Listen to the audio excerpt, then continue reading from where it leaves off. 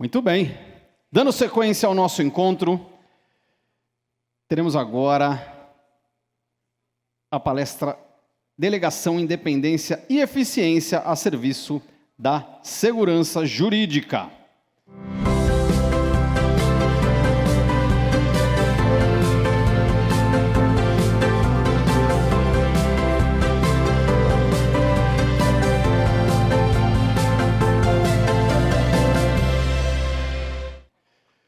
Convido para que suba ao palco como moderador dos trabalhos desse painel, ele que é doutor e mestre em Direito pela Universidade de Brasília, mestre em Direito pela Universidade... doutor e mestre em Direito pela Universidade de Brasília, é tabelião e registrador titular no primeiro ofício de notas, Registro Civil e Protesto de Títulos do Distrito Federal, foi procurador da Fazenda Nacional com atuação no Distrito Federal, já está aqui conosco Hércules Alexandre da Costa Benício. Com grande honra que convido o nosso palestrante, mestre em Direito, especialista em Direito Contemporâneo pela Pontifícia Universidade Católica do Paraná, ministro do Supremo Tribunal de Justiça, Sérgio Cuquina.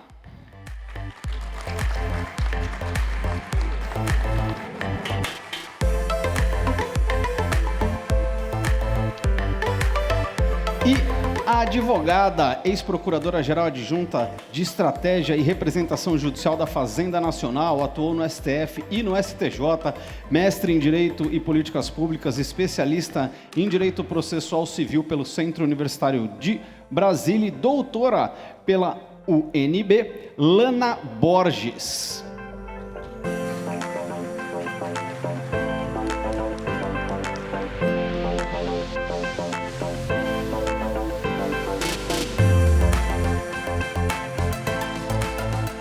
Com a palavra para a condução dos trabalhos, Dr. Hércules Benício.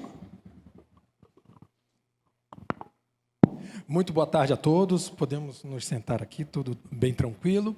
É uma grande honra estar aqui e grande responsabilidade, né? A doutora Patrícia não pôde estar presente, designou que eu viesse falar como mediador nesse painel fundamental que vai tratar sobre a delegação dos serviços notariais e de registro.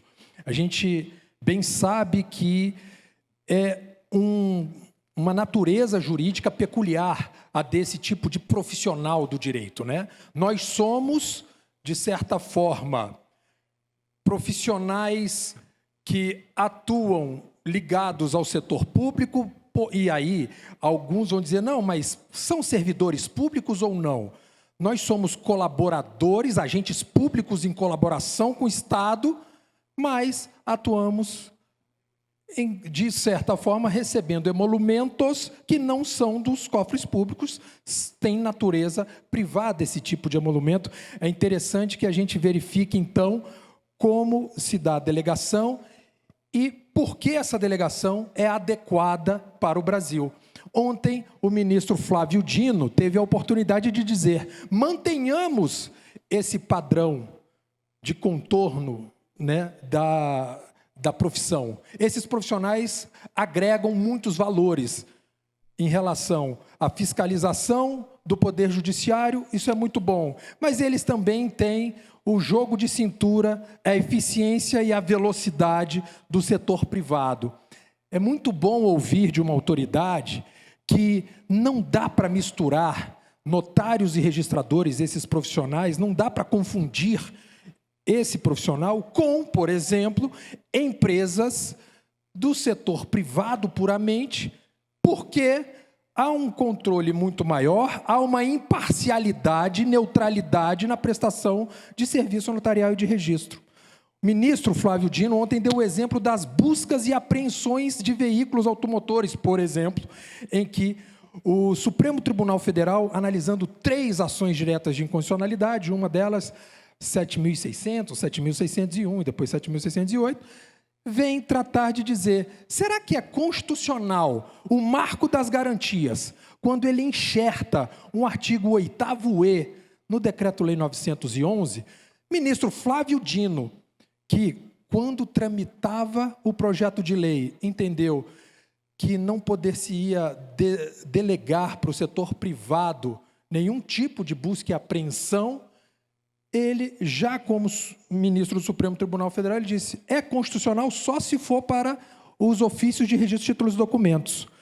Esses profissionais podem prestar um serviço seguro para o fim de desjudicialização da busca e apreensão. Todavia, empresas conveniadas com o Detran, essas não podem.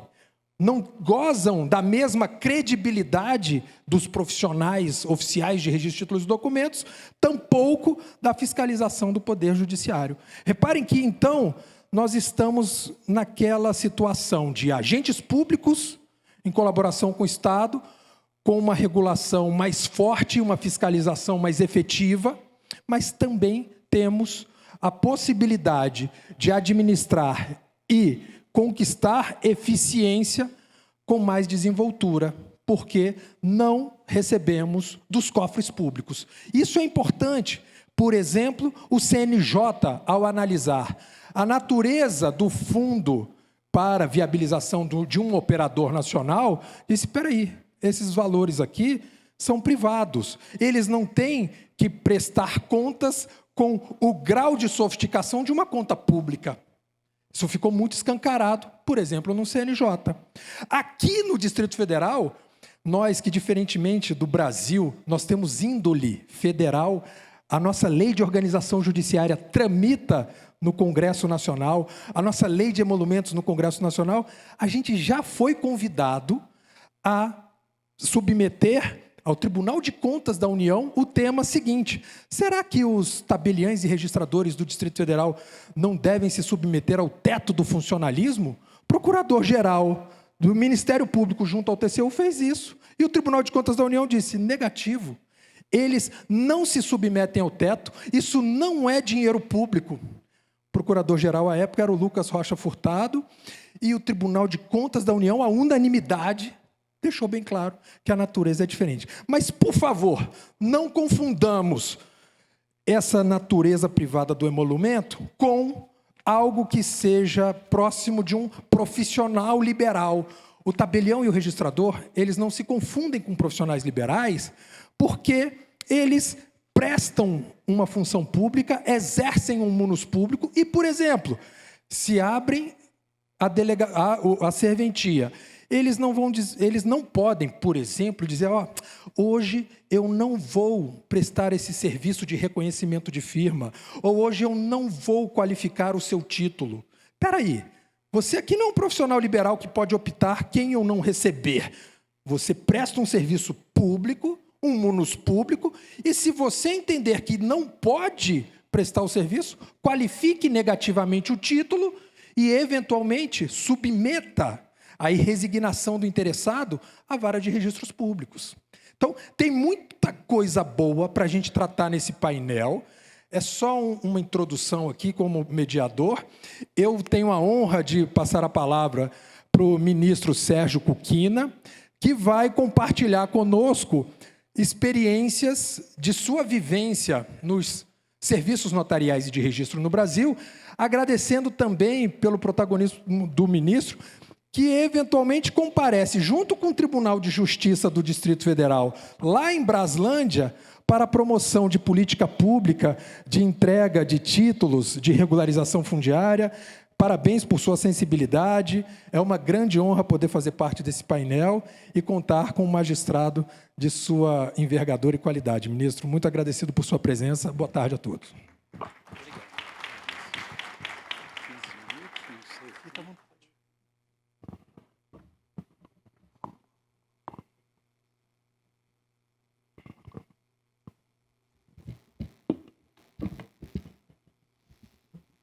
Dá para apagar a luz? Boa tarde a todas e todos. Né?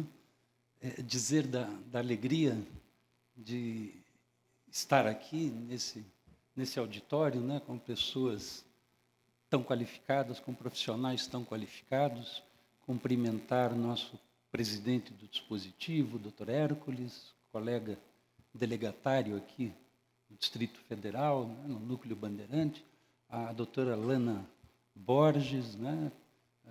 A quem aprendi a admirar enquanto exerceu, né? Tantos anos a função de procuradora, ocupou o cargo de procuradora da Fazenda Nacional e muito nos ensinou a todos, né? Sobre esse emaranhado inescrutável, né? Que envolve as questões tributárias, né? Uma alegria compartilhar, né, esse painel com Vossa Excelência.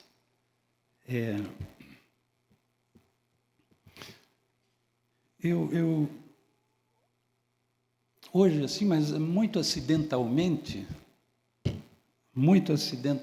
eu gosto muito de música, de todos os gêneros, né? Claro, não rock pesado, essas coisas, na minha idade não há mais espaço, né? Não é assim, professor Rogério Bacelar, nosso querido presidente da Noreg, alegria estar com Vossa Excelência, doutora Fernanda, enfim, sintam-se todos afetuosamente abraçadas. E eu, nessas minhas aventuras musicais, exatamente hoje, sem que eu tivesse programado, né, o meu pendrive chegou na música, um clássico da MPB, de Vinícius de Moraes, um samba que ele compôs com Baden-Powell, né, isso já 4, 5 décadas atrás, chamado Samba da Bênção. Samba lindíssimo, é melhor ser alegre que ser triste, alegria é a melhor coisa que existe, é assim como a luz do coração. E aí eu fiquei tocado, porque numa determinada estrofe dessa música, né, desse samba icônico, é dito assim, porque o samba é a tristeza que balança, e a tristeza tem sempre uma esperança. A tristeza tem sempre uma esperança de um dia não ser mais triste, não. Feito essa gente que anda por aí brincando com a vida.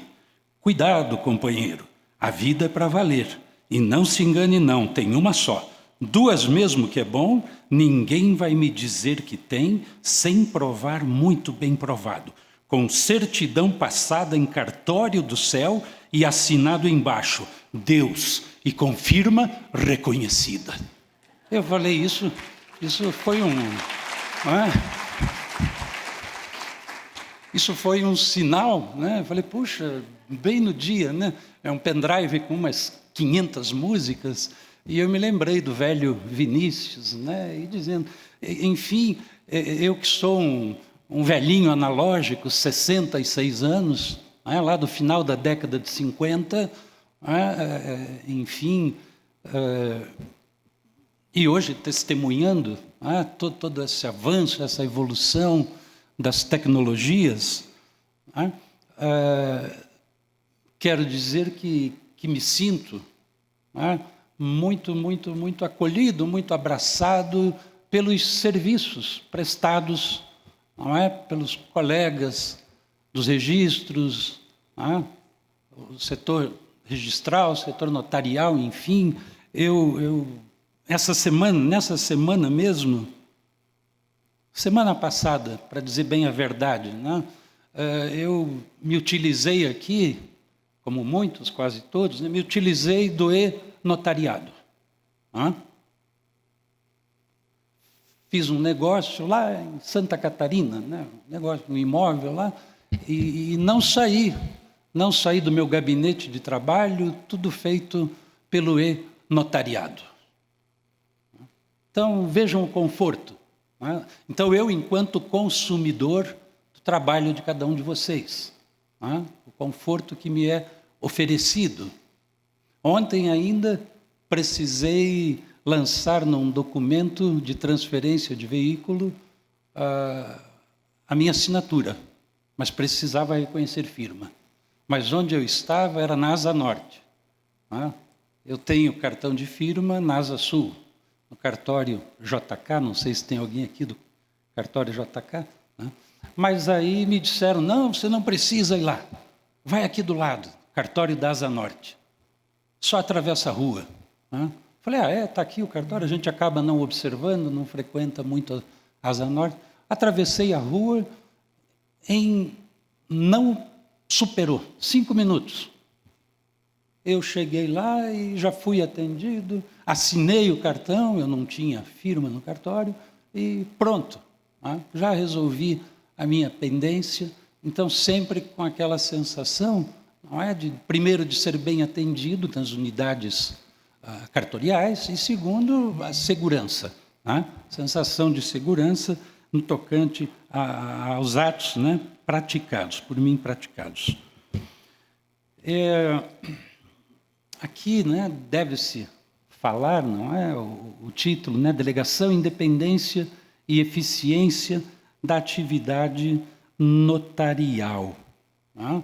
E eu principiei, né, falando do samba, do Vinícius, né, e disse que sou analógico, e é isso mesmo, a gente cresceu, eu cresci, eu sou lá de Curitiba, né, na mesma terra do Dr. Rogério, né, da querida doutora Maria Tereza Willy Gomes, né, integrante que foi, como eu, do Ministério Público do Estado do Paraná, Alegria Revela, e a desembargadora Ana Lourenço, né, também no nosso querido Tribunal de Justiça, enfim, mais um delegatário ali do Paraná, que vejo, né, de Prudentópolis, enfim, mas eu dizia, crescemos, né, com alguns adágios, né, aquela coisa de dizer, escuta, você está morando com aquele fulano, você está vivendo... Não era isso, não é assim. A menina dizia, a moça dizia, comigo só com casamento de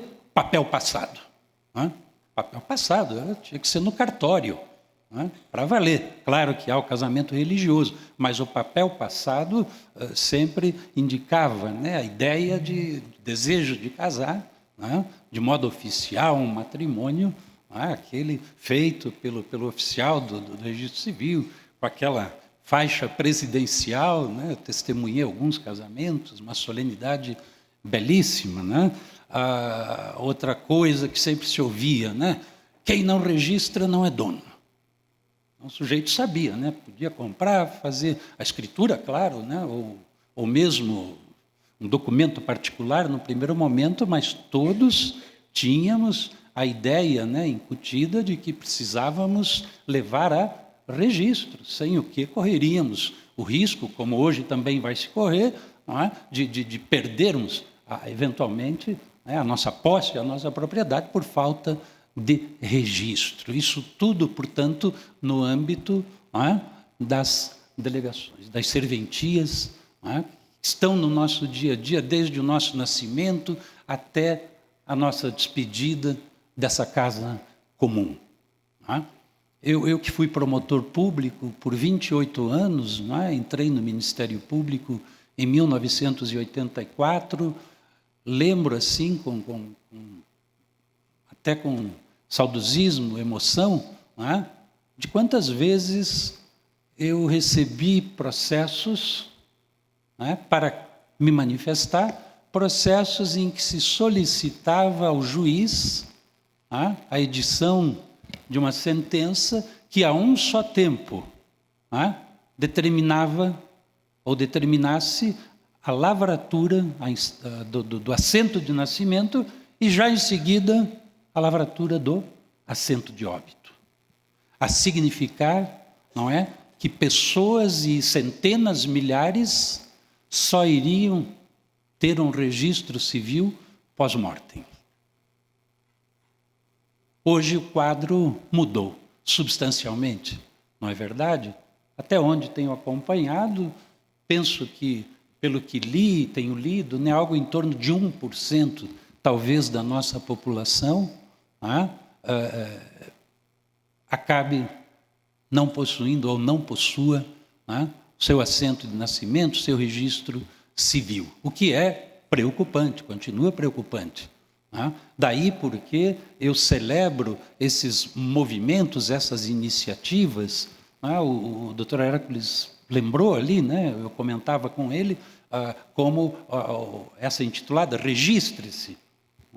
Sempre que há uma solenidade dessa, uma iniciativa dessa, eu gosto e vou aos cartórios aqui no Distrito Federal para acompanhar, e vejo a alegria, vejo a satisfação das pessoas, algumas delas, como disse, pela primeira vez, né, recebendo um documento, né, que atesta a sua existência.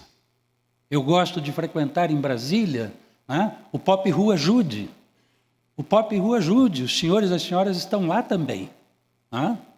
Há muitos moradores de rua que vêm ter acesso, né, ao seu assento de nascimento, enfim, alguma outra providência no campo do registro civil, né, exatamente quando se disponibiliza esse trabalho do Pop Rua Ajude. É outro trabalho que me emociona muito, ver um morador de rua que está lá às 8 da manhã no pavilhão do Parque da Cidade, aqui de Brasília, né? Ele chega de manhã sem documento e no fim da tarde ele sai de lá com um benefício previdenciário, um benefício assistencial. Né?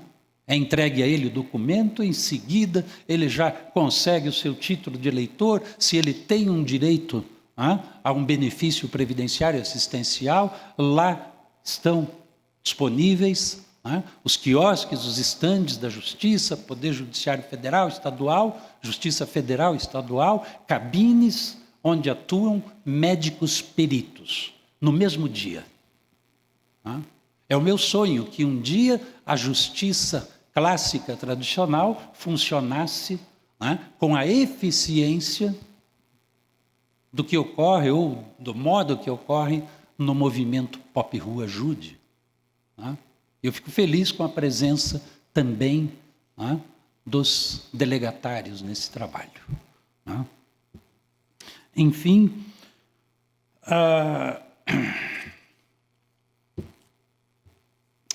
e como disse, sou antigo, iniciei minha faculdade na década de 70, ainda ao tempo das ordenações do reino, portanto, vi a evolução, testemunhei, conheci muitos e queridos cartorários pelas comarcas, sobretudo do interior do Paraná.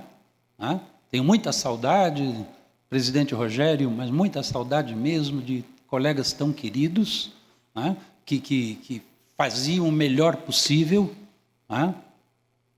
Eu me recordo, eu, promotor público, recebendo um oficial do registro civil que vinha do distrito de Marquinho, hoje município. O distrito de Marquinho pertencia à comarca de Guarapuava, uma das maiores em extensão territorial no nosso estado. Esse cartório desse moço que vinha até a promotoria para que o promotor examinasse a habilitação de casamento que ele nos trazia, a gente examinava, folheava, está aqui a certidão, está aqui o pacto, etc., e uns 20, 30 segundos, de acordo, promotor de acordo, e ele voltava feliz. Mas o distrito de Marquinho, ele ficava a 170 quilômetros do fórum. E, lamentavelmente, minha colega Maria Tereza Willi, que foi nossa Procuradora-Geral de Justiça, chefe dos promotores no Paraná, lamentavelmente, eu tinha e via colegas nossos que diziam para esse oficial, dizendo, não, o senhor volte amanhã, depois de amanhã, eu não posso agora. Eu achava aquilo muito triste. Como eu falei, qualquer promotor mediano, com um nível de inteligência que se aproximasse de um protozoário, ele conseguiria examinar e assinar uma...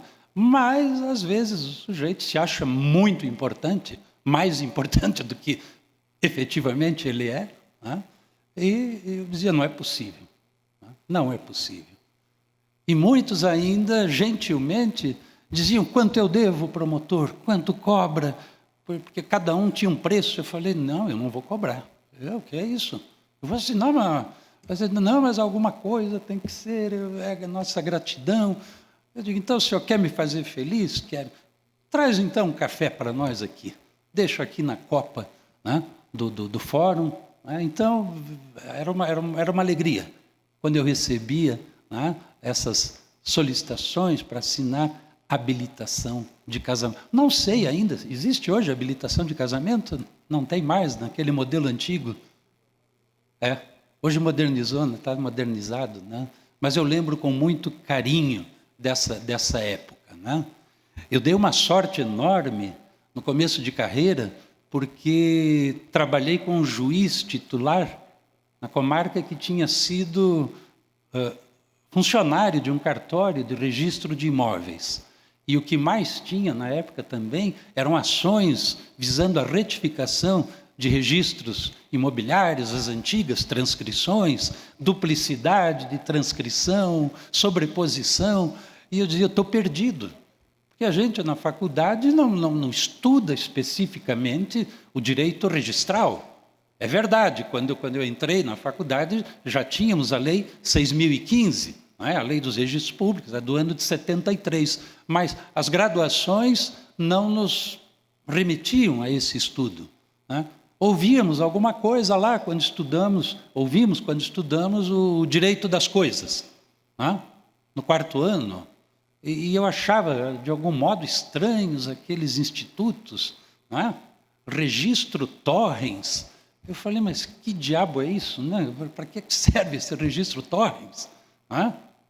Mas até o STJ, tempos atrás, não muito distante, disse, olha, ainda que exista, né, tenha se observado, né, o registro Torrens em relação a essa área, né, isso não é impeditivo para que o imóvel seja objeto de uma ação de uso capião. Foi uma tese que chegou ao STJ. O registro Torrens não pode, né, se expor ao uso capião. O STJ disse, pode, né, foi a concepção, né, que tivemos afinal, né? Mas, enfim, em 1988, tivemos a grande revolução. Revolução para muitos setores da sociedade brasileira. Eu experimentei a minha revolução, um novo Ministério Público foi desenhado na Constituição de 88 e um novo modelo de serviços do foro extrajudicial se desenhou na Carta de 88. Artigo 236 está lá, nas disposições finais da Constituição, no seu título 9. Artigo 236, né, que é acompanhado de 3 parágrafos, dizendo, olha, o serviço é de natureza privada, exercido por delegação pública. Mas quem sabe o parágrafo mais impactante na ocasião tenha sido o parágrafo 3º, quando institui a obrigatoriedade do concurso público para ingresso na atividade notarial e concurso também para a própria remoção. Eu lembro que isso causou um tsunami na ocasião, enfim, e se prolongou por muitos anos, muitos embates relativamente aos antigos. Enfim, hoje o que se assiste, o que se vê, não é, a partir da exigência de concursos públicos, o que se vê é uma repaginação no ambiente do foro extrajudicial. A juventude tomou conta das serventias. E isso é bonito. Eu fico feliz em ver jovens à frente das serventias. Eu estive agora mesmo, semana passada, num evento no Espírito Santo. Vocês temos algum colega aqui do Espírito Santo? Um evento promovido pela Corregedoria, e pude conhecer muitos delegatários, delegatárias jovens. Aquilo me encantou. Resultado do concurso público. Enfim, isso traz também um novo ânimo, uma nova energia. E quando se imagina, hoje eu falei em tecnologias, as tecnologias da informação, nós de braços aí tendo que enfrentar o fenômeno da inteligência artificial, que certamente vem para o bem, embora alguns a utilizem para o mal, não é verdade? Ano que vem teremos eleições. né? Eu não consigo imaginar o que será, né, esse ambiente eleitoral com o mau uso da inteligência artificial, deepfakes e assim por diante, né? Muito perigoso. Mas claro que temos que tirar proveito dessa tecnologia. O judiciário está fazendo isso, né, no âmbito da atividade jurisdicional, e certamente os senhores, né, as senhoras também estão já colhendo frutos, né? Aí, né, o sistema eletrônico dos registros públicos, enfim, tudo isso tangenciando as virtudes do avanço tecnológico, né? E aí, a Constituição 88,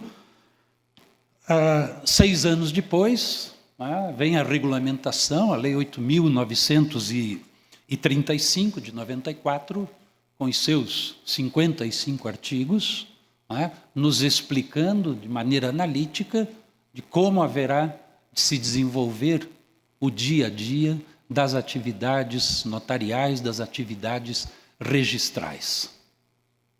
Hoje, a atividade registral, notarial, ela tornou-se muito atrativa, né? Graças aos concursos públicos, enfim, mas o que se tem testemunhado é isso. Nós, por exemplo, no Judiciário, no Ministério Público, temos perdido muitos colegas, né, que estão migrando, né, para o ambiente extrajudicial, né? E até onde sei, né, vem fazendo um trabalho também com eficiência. Eficiência é o que se espera, né, do trabalho de todos nós, seja no âmbito da jurisdição, seja no âmbito dos ofícios extrajudiciais.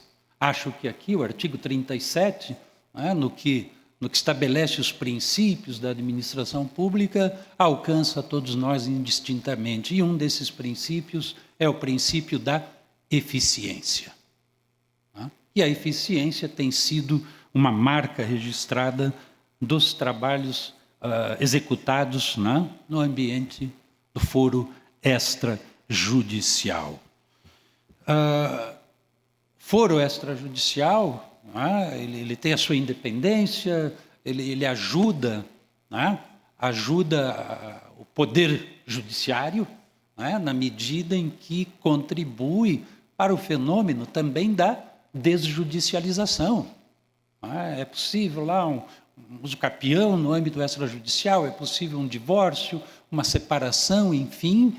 Então, essa contribuição é altamente positiva e eu compreendo, né, que o quanto possível seja, né, deve-se sim entregar atividades, né, que possam ser realizadas de modo mais eficiente ainda do que pela jurisdição clássica, confiar trabalhos, né, ao setor do foro extrajudicial, assim penso, né?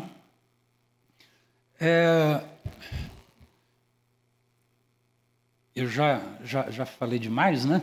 Devo me encaminhar para o final e reiterar aqui, efetivamente, os meus agradecimentos pelo convite, né, generoso que me foi estendido, né, para aqui estar. Sempre uma alegria, né, poder compartilhar desse ambiente amigo, né? Ambiente amigo. Isso é muito importante. E eu concluo dizendo que, na medida em que os trabalhos do foro extrajudicial estão no foco de atuação do Conselho Nacional de Justiça, estão no foco de atuação das corregedorias locais, né? Eu não vejo razão para que o segmento das delegações, né, não vejo razão para que vocês não tenham, né, um assento reservado no Conselho Nacional de Justiça. Muito obrigado.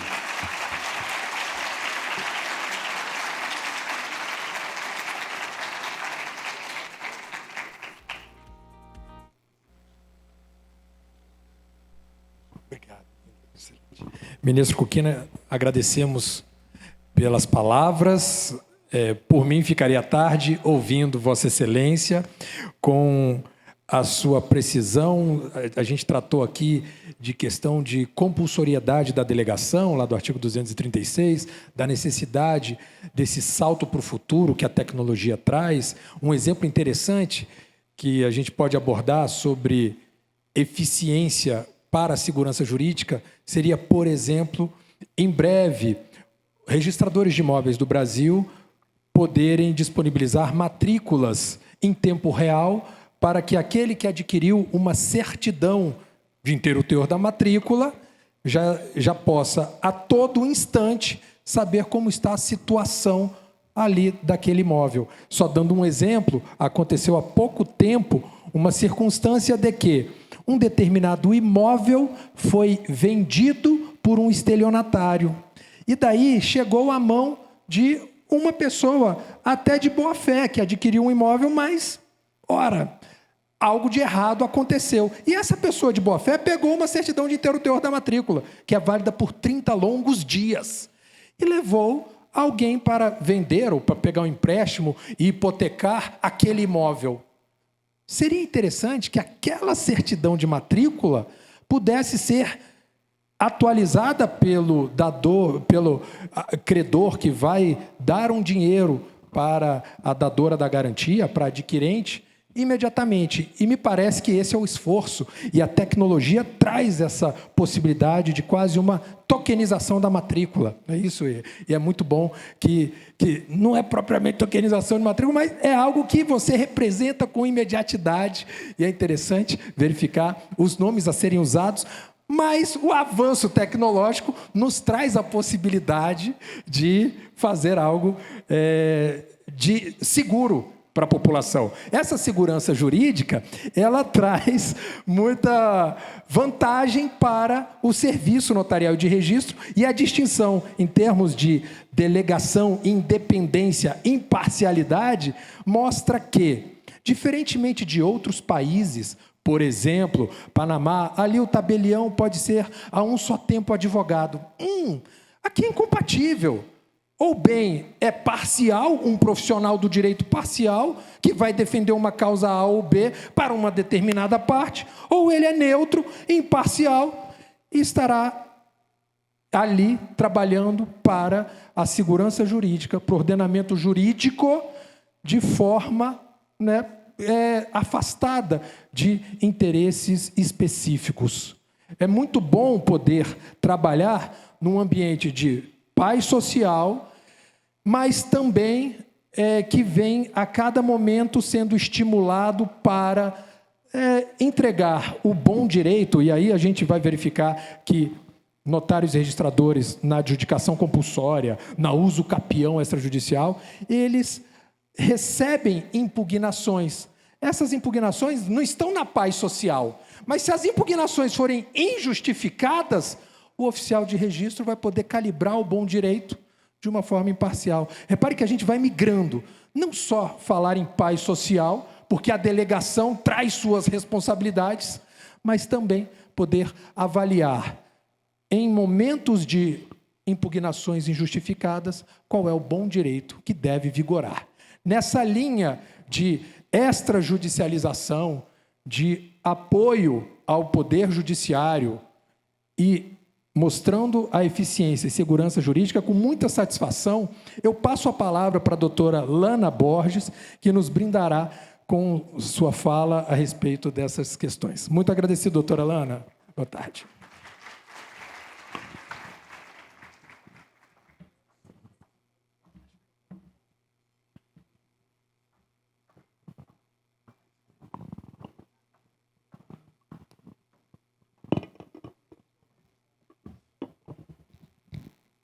Boa tarde a todas e todos. É uma honra fazer parte pela primeira vez desse grande evento realizado pela ANOREG Brasil. Gostaria de cumprimentar a doutora Fernanda Castro por esse gentil e generoso convite. É uma emoção falar num auditório tão cheio de pessoas tão qualificadas. Eu cumprimento o doutor Hércules, que tive a chance de conhecer hoje. É uma alegria poder conhecer um profissional tão sério, com tantas atribuições, tão dedicado ao seu trabalho. E cumprimento com muito entusiasmo o ministro Kukina, ministro com quem eu tenho o privilégio de conviver desde 2016, por quem já fui recebida inúmeras vezes, sempre com essa cordialidade, essa gentileza e, acima de tudo, essa humanidade no olhar que ele direciona o processo. Ministro, é uma honra, enquanto cidadã, enquanto mulher, enquanto ex-procuradora da Fazenda e agora advogada, saber que o STJ conta com o brilhantismo e com a humanidade do senhor. Muito obrigada. Bom, falar sobre independência e segurança jurídica, falar sobre eficiência, é algo que não nos traz tanta, como o próprio ministro Kukina falou, não nos traz tanta surpresa, porque a excelência dos serviços extrajudiciais é corriqueiramente reconhecida pela sociedade como um todo. Bom, a base da delegação, nós já falamos aqui, não é? O ministro Kukina falou, o doutor Hércules falou, o artigo 236. Nós falamos, precisamos falar sempre da atividade ser, não é, da administração pública, um serviço público, que se submete à fiscalização do Poder Judiciário, mas que, acima de tudo, tem autonomia jurídica e administrativa. Para quê? Para garantir essa eficiência. A eficiência, ela só pode ser garantida diante de um serviço prestado com imparcialidade. Um serviço que ofereça e obedeça, não é? Ofereça qualidade e obedeça os princípios constitucionais. Temos aqui, na 8935, o ministro Kukina também tocou neste ponto, na lei que institui, então, como vão se dar as atividades extrajudiciais, claramente a determinação de que elas devem oferecer segurança e eficácia. Mas eu gostaria de ir para além da segurança jurídica. Eu trago aqui um aspecto muito maior do que a segurança jurídica. A segurança jurídica, ela é com certeza um valor constitucional que traz para a sociedade brasileira, em todos os sentidos, estabilidade. Mas eu queria também falar da segurança econômica promovida pelas atividades extrajudiciais. Eu queria falar também da segurança negocial. E como o doutor Hércules falou, alcançando a paz social, uma segurança comunitária. Quando os atos que materializam a atividade extrajudicial são apresentados à sociedade, a sociedade precisa se sentir tranquila e em paz. Para além da segurança jurídica, o que a atividade extrajudicial oferece hoje no Brasil, como disse também o ministro Kukina, é uma segurança comunitária. É algo que não atinge só aquelas pessoas que estão ali celebrando o ato jurídico, mas que atinge a sociedade, que conversa com a sociedade e que passa para a sociedade essa necessária segurança comunitária, essa paz social. Essa segurança negocial num país como o Brasil, que conta, por exemplo, com 30 milhões de pessoas em situação de pobreza. É uma segurança negocial que precisa ser realizada e materializada todos os dias. Essa segurança negocial, conversávamos antes de entrarmos aqui no palco, eu e o doutor Hércules, ela precisa ser exposta até para dizer não, este ato não é possível ser celebrado ou registrado. Numa sociedade como a nossa, com tantas desigualdades, é muito importante que as atividades extrajudiciais garantam essa segurança negocial, para exatamente não permitir que pessoas sejam ludibriadas, que pessoas sejam prejudicadas. E aqui Quando nós falamos, e o doutor Hércules também tocou nesse assunto, quando essa segurança jurídica, econômica, negocial, essa segurança comunitária, ela é implementada, existe uma função de prevenção de litígios. O ministro Kukina tocou nesse ponto. Existe uma função profilática nas atividades extrajudiciais. O Poder Judiciário hoje, segundo dados do CNJ, conta com mais de 79 milhões de processos em andamento. Mais de 1/3 são execuções fiscais. Quando eu falo da prevenção de litígios, e eu vou chegar nesse ponto, que é o ponto que muito me atrai, nós falamos, por exemplo, dos protestos de CDAs, certidões de dívida ativa. Segundo dados também do CNJ, as execuções fiscais têm o poder de recuperar apenas 2% dos créditos tributários. O protesto de CDA alcança mais de 20% de recuperação. Quanto custa uma execução fiscal? Quanto custa um protesto de CDA? É importante que pensemos sobre isso. E vejam que aqui eu trago, por achar extremamente relevante e para trazer aos senhores o reconhecimento da excelência do trabalho que os senhores entregam à sociedade, o reconhecimento pelo Supremo Tribunal Federal dessa excelência, em 2 cases nos quais eu tive a chance de trabalhar diretamente, que envolvem execuções fiscais. O primeiro deles, a ADI 5135. Discutia-se nessa ADI, a Confederação Nacional da Indústria, disse que a inserção, do protesto de CDAs entre as competências, entre as atividades extrajudiciais, seria inconstitucional. O Supremo disse que não, que seria constitucional. E a justificativa do Supremo foi a seguinte: o protesto é considerado menos invasivo que a execução fiscal, pois a penhora de bens é muito mais gravosa. A cobrança extrajudicial visa, inclusive, a desjudicialização. Esse é o primeiro case. E o Supremo, quando falou ainda sobre essa questão da constitucionalidade, nos disse: a norma questionada pela CNI, é o parágrafo 1º da 9492, que foi acrescentado pelo artigo 25 da 12767, para incluir as CDAs no rol de títulos sujeitos a protesto.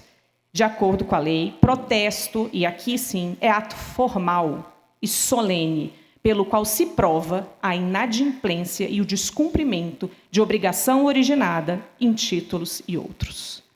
Vejam o reconhecimento do Supremo Tribunal Federal em relação às atividades extrajudiciais. E aqui eu volto ao número que tinha apresentado antes, os 79 milhões de processos em trâmite no Poder Judiciário atualmente.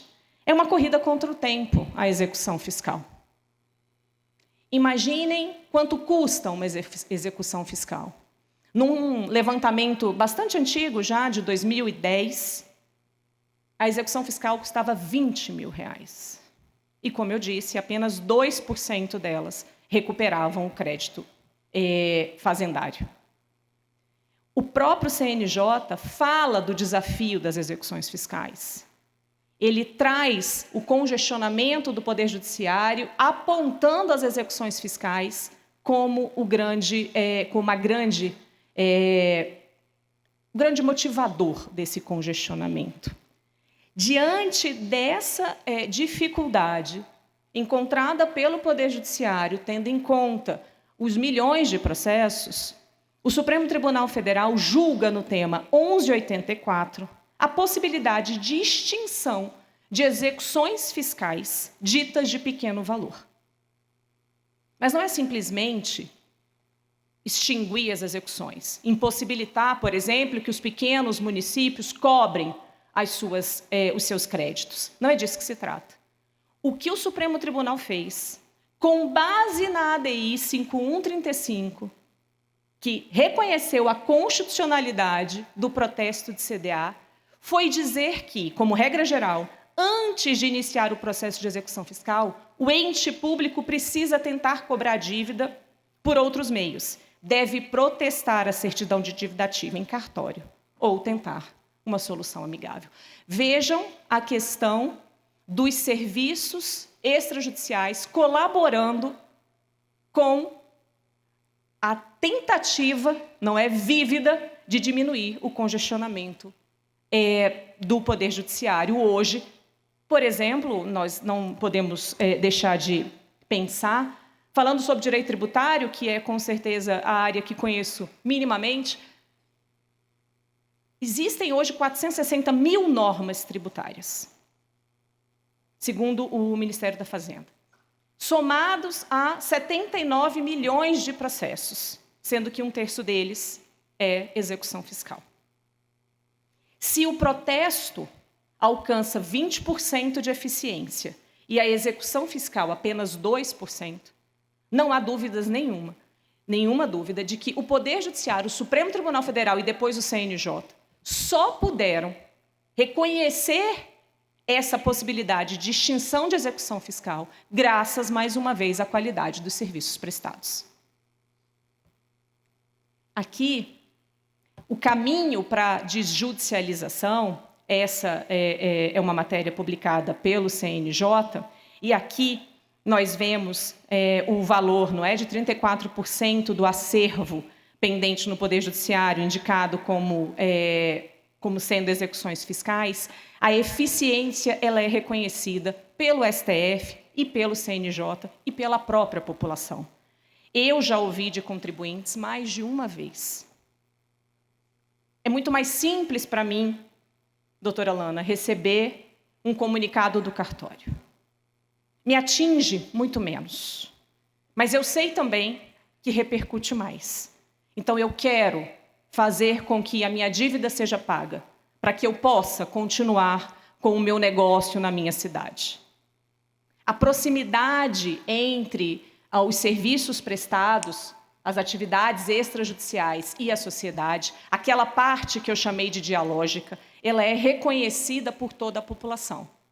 Seja aquela população que precisa da proteção dos senhores e das senhoras, seja a população que quer, sim, a partir de um aviso do cartório,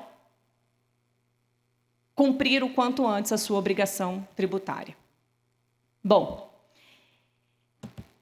essas reflexões sobre a relevância das atividades extrajudiciais são apenas para dar conta de que um país como o Brasil, com um congestionamento no Poder Judiciário, como vimos, com tantas leis tributárias, como vimos também, com tantos problemas, tantas mazelas econômicas, conta com as atividades extrajudiciais exatamente para tentar simplificar esse país, que é um país, como disse o ministro Kukina, um país esplendoroso, mas que tem problemas que precisam de solução.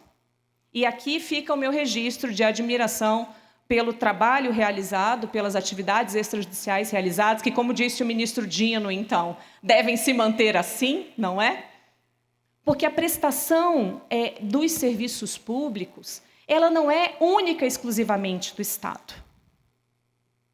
Vejam que é possível prestar um serviço público sem necessariamente ser o Estado a fazer isso. E por essa razão é que a contribuição dos serviços extrajudiciais é tão cara para esse país. É por essa razão que esse evento é um evento que merece todo o nosso reconhecimento e toda a nossa gratidão pelos serviços prestados. Vida longa aos serviços extrajudiciais. Eu espero que mais encontros como esse aconteçam, não é? Sempre, rotineiramente, para que o Brasil possa comemorar a eficiência, então, dessas atividades. Muito obrigada.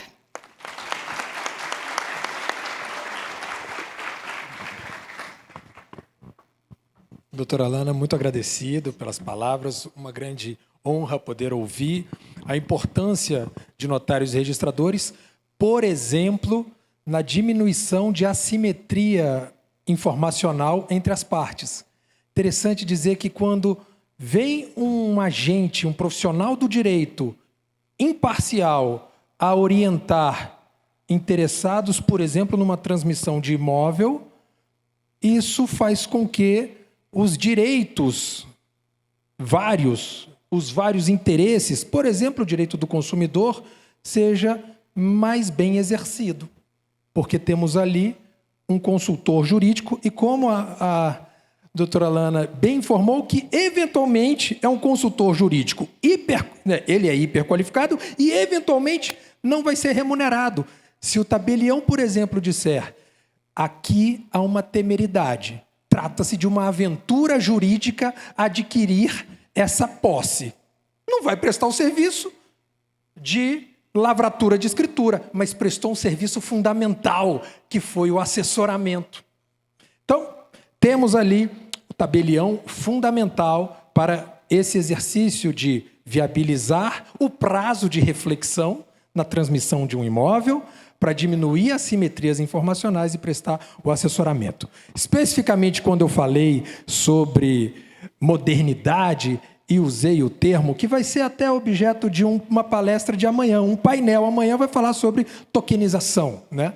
E é interessante dizer que essa questão de atualização da situação da certidão de matrícula, o querido amigo Fernando aqui já bem mostra que existe a possibilidade de um interessado ter esse monitoramento a todo instante. Isso é muito bom.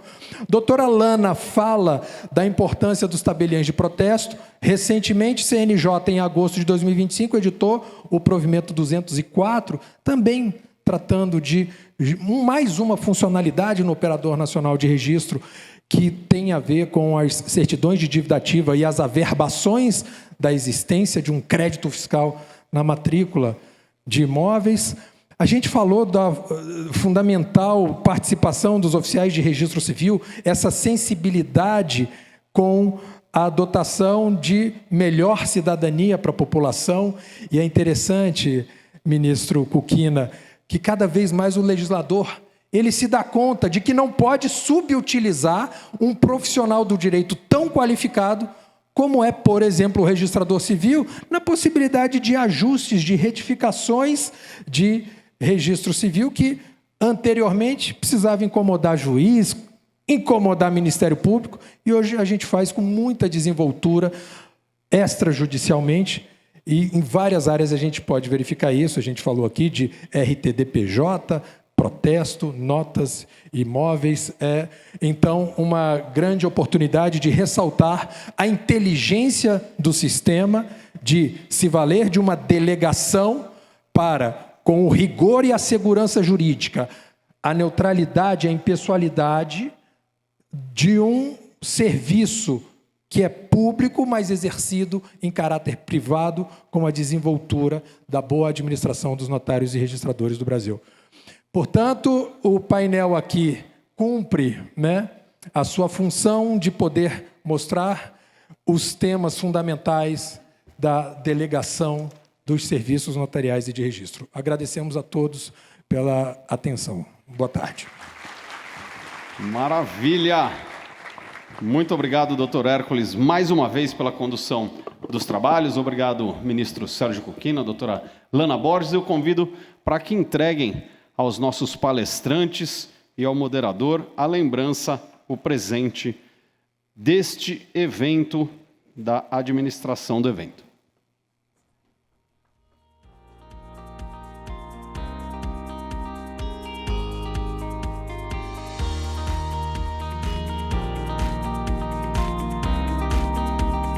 Vamos fazer a foto oficial desse painel.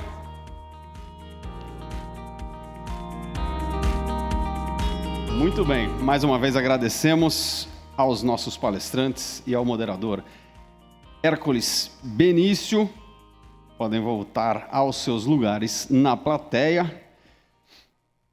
E nós assistiremos agora a um vídeo da Harris, que desenvolve iniciativas socioambientais de modo a tornar os cartórios de todo o país pontos de arrecadação e distribuição de ajuda humanitária. Você já conhece a Harris? A Rede Ambiental de Responsabilidade Social dos Notários e Registradores é uma organização sem fins lucrativos, mantida pela ANOREG-BR, CNR e ARISP, e por doações. Filiada ao Pacto Global das Nações Unidas, ela apoia e divulga os 17 Objetivos do Desenvolvimento Sustentável da ONU, incentivando boas práticas de governança socioambiental no Brasil. Anualmente, a Harris desenvolve 7 campanhas solidárias, com a participação de todos os cartórios do Brasil. Através do selo de responsabilidade socioambiental, a Harris reconhece os cartórios que desenvolvem ações sociais ou ambientais. Você pode saber mais sobre como conquistar o selo em nosso site. A Harris concede o selo CO2 Free para os cartórios interessados em realizar a neutralização de carbono de suas atividades. Essa neutralização é realizada pela Floresta dos Notários e Registradores do Brasil, que possui uma área de 43 mil metros quadrados de floresta nativa no Pantanal, em parceria com o empreendimento Green Farm. Atualmente, os cartórios de todo o Brasil estão se mobilizando para atuar na diminuição de emissões de gases de efeito estufa. E através de uma parceria entre Harris e Instituto Nacional de Certificação de Carbono, o INC Carbono, haverá a promoção da segurança jurídica na certificação dos créditos de carbono. Para saber mais, acesse o site do INC Carbono. A Harris também apoia doações para projetos de relevância e impacto social, como o Projeto Elas, ação para meninas e mulheres do Marajó, promovida pelo Conselho Nacional de Justiça e pelo Tribunal de Justiça do Estado do Pará, com a participação ativa dos cartórios do Brasil. O projeto visa combater a violência contra mulheres e a exploração sexual infantil na Ilha do Marajó, uma das regiões de menor IDH do país. O projeto contempla a capacitação profissional e a geração de renda para mulheres em situação de vulnerabilidade. Já o Hospital Pequeno Príncipe, localizado em Curitiba, no Paraná, é o maior e mais completo hospital pediátrico do Brasil. É um centro de referência no qual se pratica, ensina e pesquisa o que há de mais moderno para o diagnóstico e o tratamento de crianças e adolescentes. Apoiamos também o Hospital de Amor, que é um hospital filantrópico mantido pela Fundação Pio XII, especializado no tratamento e prevenção de câncer. A sede da instituição situa-se em Barretos, no interior de São Paulo, e tem unidades distribuídas por todas as regiões do Brasil. E a Fazenda da Esperança, que é uma comunidade terapêutica que atua desde 1983 no processo de recuperação de pessoas que buscam a libertação de seus vícios, principalmente do álcool e drogas. Acompanhe a Harris nas redes sociais e acesse o site para saber mais. Venha junto com a Harris construir um futuro melhor para todos.